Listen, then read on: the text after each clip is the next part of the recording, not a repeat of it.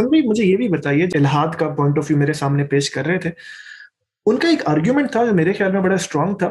وہ یہ کہہ رہے تھے کہ کیا یہ آسان نہ ہوتا کہ جس طرح موت پیدا ہونے سے پہلے کی زندگی اگر ہمیں یاد ہوتی تو اسی طرح پھر ہم یہ آرگیومنٹ پیش کر سکتے تھے کہ پیدا ہونے سے پہلے کیونکہ ایک زندگی تھی تو موت کے بعد بھی ایک زندگی ہے. یہ ذرا زیادہ لاجیکل آرگیومنٹ نہیں ہو جاتا اگر خدا ہمیں یاد رکھنے دیتا کہ زندگی سے پہلے کیا تھا ہمارے لیے؟ نہیں، میری زندگی کا بڑا سوال یہ ہے کہ زندگی سے پہلے کیا تھا، یا میری زندگی کا بڑا سوال یہ ہے کہ میں ختم ہونے جا رہا ہوں؟ نہیں، لیکن وہ آرگیومنٹ تو آسانی دیتا نا ہمیں کہ پہلے بھی خدا نے ایک زندگی بنائی تھی تو وہ دوبارہ بھی بنا سکتا ہے. خدا تعالیٰ اس بارے میں یہ کہتے ہیں کہ جب میں نے انسانوں کو پیدا کیا تو میں نے اس وقت ان کی ارواح سے یہ سوال کیا کہ کیا تم اس امتحان کے لیے تیار ہو؟ ان سب نے اس کے بارے میں یہ کہا کہ ہاں ہم تیار ہیں. اب جب انسانوں نے یہ کہا تو یہ بات ہمارے حافظے سے محو کر دی گئی ہے. اگر یہ بات ہمارے حافظے میں ہوتی تو پھر آپ مجھے یہ بتائیے کہ ہم میں سے کوئی شخص اس پوزیشن میں ہوتا کہ خدا کی منشا کا انکار کر سکے، یا خدا کے اس امتحان میں خدا کی ہدایات سے روگردانی کر سکے؟ پھر تو امتحان ہی ختم ہو جاتا. اس لیے کہ حقیقت ہمارے سامنے کھول کے رکھ دی گئی. لیکن میں آگے بڑھ کے یہ کہتا ہوں کہ کسی شخص کو اس سوال کا جواب نہیں مل رہا، یا اس کو یہ لگتا ہے کہ یہ دنیا میں اس کو جو بھیجا گیا ہے وہ بغیر پوچھے بھیجا گیا ہے، یا اس کے علم میں نہیں ہے کہ خالق کی اسکیم کیا تھی، تو دنیا سے رخصت ہونے کا ایگزٹ پلان موجود ہے. وہ خاموشی سے اپنی رگے جان کاٹے، خودکشی کرے اور دنیا کے اسٹیج سے الگ ہو جائے. کیوں نہیں ہوتا انسان؟ اس لیے نہیں ہوتا کہ انسان یہاں رہنا چاہتا ہے، انسان آمادہ ہے اس امتحان کے لیے، انسان یہاں شادیاں کرتا ہے، انسان یہاں بچے پیدا کرتا ہے. یہ جو انسان آگے نسل پیدا کر رہا ہوتا ہے تو یہ ان بچوں کو پیدا کرنے سے پہلے ان کو بتاتا ہے کہ میں تمہیں اس مقصد سے دنیا میں لا رہا ہوں.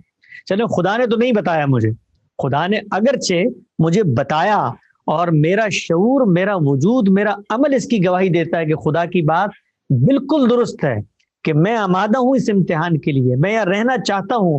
آپ کسی 90 سال کے بوڑھے سے پوچھئے کہ مرنا چاہتا ہے، وہ کہے گا نہیں میں جینا چاہتا ہوں. اس کی کیا وجہ ہے؟ اس کی وجہ یہ ہے کہ وہ دنیا کی اس زندگی میں اس امتحان میں شریک ہونے پہ راضی ہے. اگر کوئی شخص راضی نہیں ہے تو وہ دنیا کا اسٹیج چھوڑ دے. کیوں نہیں چھوڑتا؟ اچھا چلے اس کو نہیں کرتا تو آگے شادی نہ کرے، آگے بچے نہ پیدا کرے. 100 سال کی عمر ہے اس دنیا کی، 100 سال میں دنیا کے اسٹیج سے سب لوگ ختم ہو جائیں گے، معاملہ ختم. خدا نے تو ہمیں پہلے نہیں بتایا تھا، تو اب ہم اپنی زندگی سے جیتے ہیں، لیکن ہم اپنے عمل سے اس کی تکذیب کرتے ہیں کہ ہم اس دنیا میں جینا چاہتے ہیں، ہم نسل بڑھانا چاہتے ہیں، ہم اپنا نام چاہتے ہیں، اس لیے کہ ہم اس دنیا کے امتحان میں پورے شعور کے ساتھ کھڑے ہیں، شریک ہیں. اگر خدا کی بات ہمیں سمجھ میں نہیں آتی تو پھر چھوڑیے دنیا کو اور جائیے دنیا سے. کیوں کھڑے ہیں دنیا میں؟ حسن بھائی چند آخری سوالات. موت کے بعد سزا، زندگی، احتساب، یہ کانسٹنٹ پریشر میں اور کانسٹنٹ خوف میں انسان کو مبتلا کر کے نہیں رکھتا؟ یہ دنیا کے اندر جتنی چیزیں آپ کرتے ہیں اس کے اندر یہ تنبیہ نہیں ہوتی، یہ خوف نہیں ہوتا، یہ کہ مجھے پیش ہونا پڑے گا، کوئی اتھارٹی ہے، کہیں نہ کہیں جزا و سزا ہوگی. دنیا کا پورا نظم، پورا کا پورا کارخانہ اس کے اوپر چل رہا ہے. یعنی بچہ پیدا ہوتا ہے تو اس وقت سے لے کر رخصت ہونے تک پوری کائنات میں جو نظام انسان بناتا ہے وہ سب کا سب اسی پر کھڑا ہوا ہے.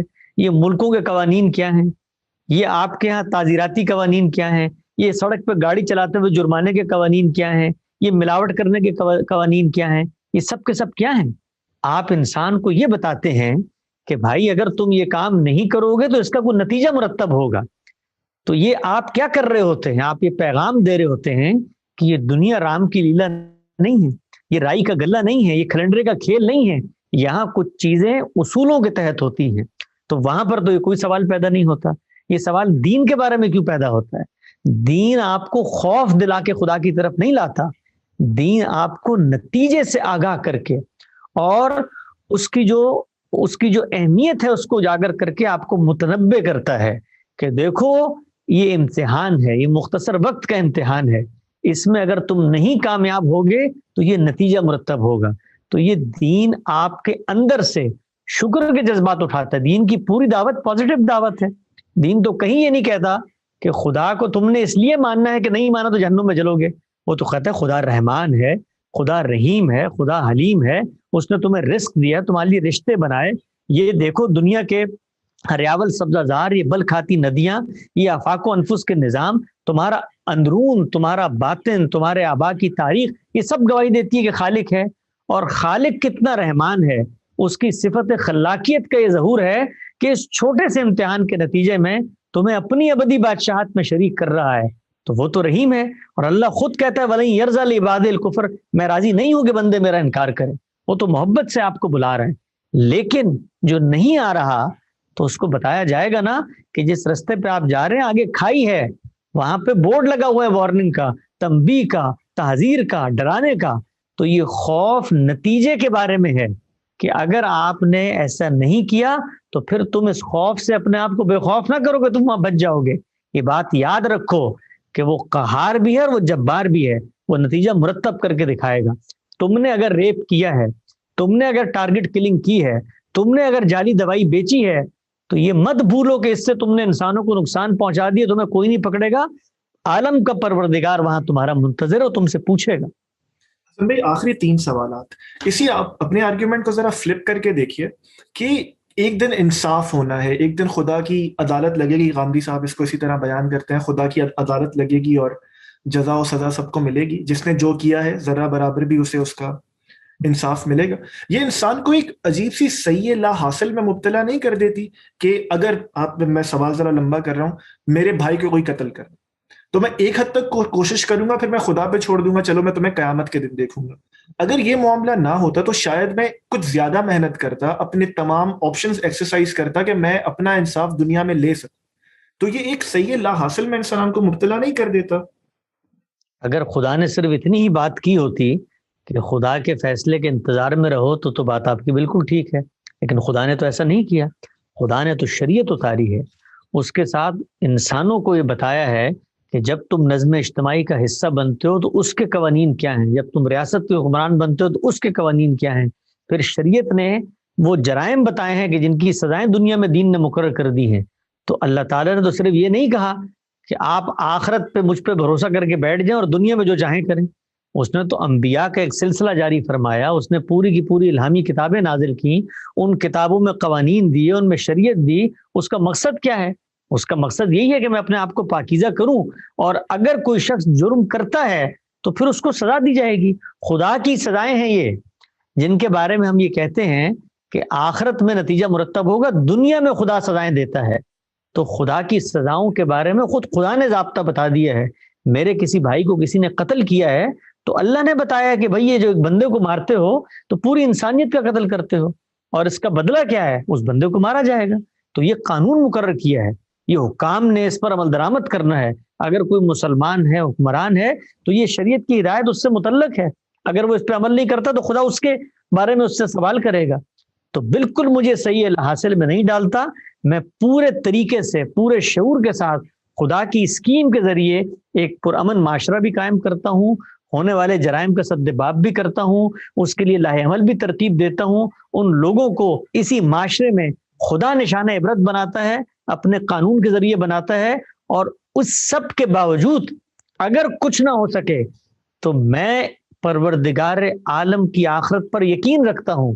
میں دنیا میں سر مار مار کے اپنے غم کو نہیں بھلا سکتا، لیکن ایک یہ جملہ کہ قیامت کے دن میں خدا کے سامنے شریک ہوں گا اور وہ سب کا حساب لے گا، میرے لیے تسلی کا، میرے لیے دل پر تسکین کا، میرے لیے آسودگی کا باعث بنتا ہے. تو یہ صحیح لا حاصل نہیں ہے، بلکہ ایک ترتیب ہے جس کو مقرر کر دیا گیا ہے. میں شریعت کے قوانین پہ عمل درآمد کروں گا، اس سب کے باوجود مجھے انصاف نہیں ملتا تو میرے لیے انصاف کا ایک بڑا دن منتظر ہے. میں اس کا انتظار کروں گا. دنیا میں اگر مجھے موقع ملتا ہے تو میں انصاف کے اصول کی کوشش کروں گا. بھی آپ کے آخری جملے سے مجھے اجازت دیجیے میں سوال کر سکوں. جیسے آپ نے پہلے بھی کہا کہ موت کے بعد ایک بندہ مومن کے لیے زندگی ختم نہیں ہوتی، یہ ابدی ہے. تو اس محدود زندگی کے محدود، ظاہر ہے کوئی انسان کتنے بھی گناہ کر لے وہ محدود ہی ہوں گے نا، اس محدود زندگی کے محدود وسائل اور گناہوں کے باوجود ایک لامحدود سزا یا ایک لامحدود، جن کے لیے ظاہر جزا ہے وہ تو خوش ہوں گے، لیکن ایک لامحدود سزا، یہ ناانصافی نہیں ہے؟ دیکھیے اللہ تعالیٰ کے ہاں جزا و سزا کا جو قانون ہے وہ انسان کے علم پر منحصر ہے. کس شخص کو کتنا علم ملا تھا، کس شخص کے کیا حالات تھے، کہ شخص بے حق کتنا واضح ہوا تھا، اس پر منحصر ہے جزا یا سزا کا یہ پورا معاملہ۔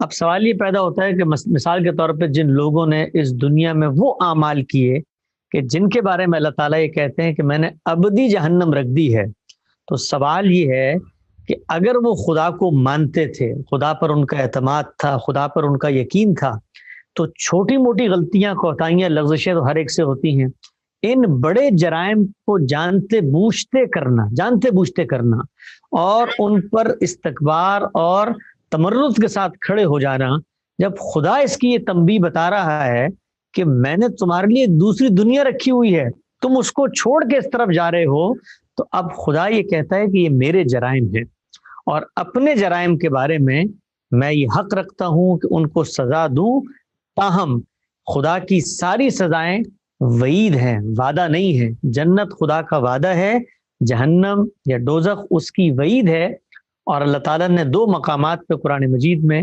یہ بتا دیا ہے کہ جب تک اللہ چاہے گا یہ وعید قائم رہے گی، الا ما شاء ربک۔ سورہ ہود کے اندر اللہ تعالیٰ نے بتا دیا ہے کہ جو لوگ جہنم میں جائیں گے اس میں ہمیشہ رہیں گے، الا ما شاء ربک، اور تیرا رب جو چاہتا ہے کر گزرتا ہے۔ اور ساتھ ہی بتایا جنت کے بارے میں تو کہا عطان غیر مجزوز کے وہ ہمیشگی کی دنیا ہے۔ تو خدا کی جو سزا ہے اس کے بارے میں وعید تو یہی ہے کہ وہ ہمیشہ ہوگی، لیکن یہ خدا کا اختیار ہے۔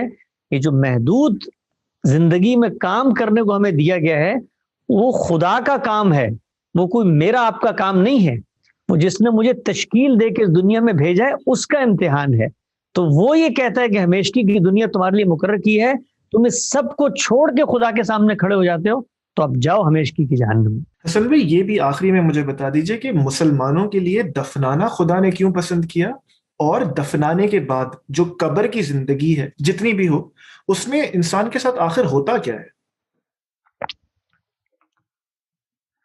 اللہ کی نظر میں انسانی جان کی حرمت ہے، انسان کی آپ جان نہیں لے سکتے، اس کا ایک تقدس ہے، اس کی ایک حرمت ہے، اس کا ایک الوف تصور ہے، بلند تصور ہے۔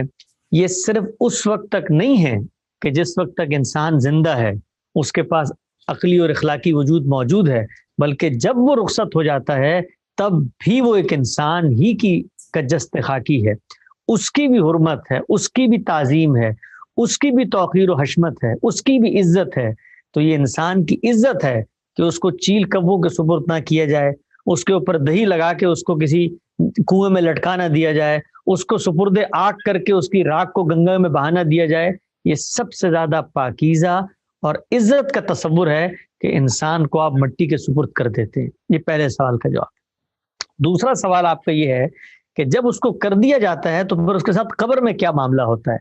یہ پھر وہی سوال ہے جو موت کے بعد والا سوال ہم نے ابتدا میں زیر غور کیا تھا، یعنی ہمیں جو علم کے ذرائع دیے گئے ہیں ہم ان کے ذریعے حقائق کے بارے میں جانتے ہیں، تو قبر میں کیا ہوتا ہے اس کے ذریعے انسان اپنے تجربے سے بتا سکتا ہے۔ جو شخص دنیا سے رخصت ہوتا ہے وہ اپنا تجربہ ہم سے شیئر کرنے کی پوزیشن میں نہیں ہوتا، اس لیے انسانوں کے پاس ایسا کوئی علم نہیں ہے جس کے ذریعے سے وہ یہ فیصلہ کر سکیں کہ جس وقت انسان کو قبر میں ڈالا جاتا ہے تو اس کی روح کے ساتھ کیا معاملہ ہوتا ہے، وہ کہاں جاتی ہے، کیا کن مراحل سے گزرتی ہے۔ ہمارے علم میں اس میں سے کوئی بھی چیز دائرہ علم یا ادراک میں آتی ہی نہیں ہے۔ اب سوال یہ پیدا ہوا کہ پھر کون بتائے گا؟ تو جواب ہے کہ خالق بتائے گا۔ خالق نے جتنی بات بتائی ہے اتنی ہی بات ہمیں اس بارے میں معلوم ہے۔ اس نے یہ بتا دیا ہے کہ 3 طرح کے لوگ ہوتے ہیں۔ پہلے وہ لوگ ہوتے ہیں جو انبیاء کے ساتھی ہیں، صدیقین ہیں، انبیاء کی مائیت میں کھڑے ہو کر خدا کی اس گرینڈ اسکیم کا حصہ بنتے ہیں جو دنیا میں قیامت تک رسولوں کی رسالت کی ایک حتمی حجت اور دلیل بنتی ہے۔ ان کو دنیا سے رخصت ہوتے ہی اللہ تعالیٰ کے رزق ملنا شروع ہو جاتا ہے، اللہ تعالیٰ کی عنایتیں ان پہ شروع ہو جاتی ہیں۔ اس کی نوعیت کیا ہوتی ہے، وہ کیسے ملتی ہیں، ہمارے علم میں نہیں ہے، یہ امور متشابہات میں سے، اس لیے کہ ہم اپنے معلوم علم پر قیاس کر کے چیزوں کو سمجھتے ہیں تو ہم جانتے نہیں ہیں کہ وہ دنیا کیا ہے۔ ہم تو مشاہدے کی دنیا کو جانتے ہیں، اپنے ہمارے 5 سینسز ہیں، اس سے ہم چھوتے کھاتے سونگتے بولتے ہیں تو ہمیں کچھ پتہ چل جاتا ہے، وہاں کا عالم تو ہمارے ادراک میں نہیں ہے۔ تو یہ وہ چیزیں ہیں کہ جن کو مثالوں سے بتایا جاتا ہے، جن کے بارے میں آپ کو تعارف کرایا جاتا ہے، لیکن آپ ان کی حقیقت نہیں جان سکتے، تو ان کو رزق ملتا ہے۔ یہ پہلا گروہ ہے۔ دوسرا گروہ بتایا کہ وہ متمردین، وہ استکبار اختیار کرنے والے، وہ خدا کے دشمن جیسے کہ فرعون تھے، جیسے کہ ابو لہب ہیں، یہ جب مرتے ہیں تو ان کو دنیا سے رخصت ہوتے ہی وہ جو عذاب ہے اس کا ٹریلر دکھانا شروع کر دیا جاتا ہے، اس پہ مبتلا کرنا شروع کر دیا جاتا ہے، گویا رخصتی کے بعد یہ سب کچھ ہو جاتا ہے۔ اور تیسرے عام لوگ ہیں جن کا معاملات جو ہیں وہ کچھ نیکیاں بھی ہوئیں، کچھ برائیاں بھی ہوئیں، کچھ اچھے کام بھی کیے، کچھ کوتاہیاں بھی ہوئیں، ان کو قیامت میں اللہ تعالیٰ اٹھائے گا، دوبارہ زندگی دے گا، اور پھر ان کا حساب و کتاب ہوگا۔ وہ قبر میں سلا دیے جاتے ہیں اور قیامت میں اٹھا کے ان کو پھر امتحان میں نتیجہ سامنے لا کر دکھا دیا جاتا ہے۔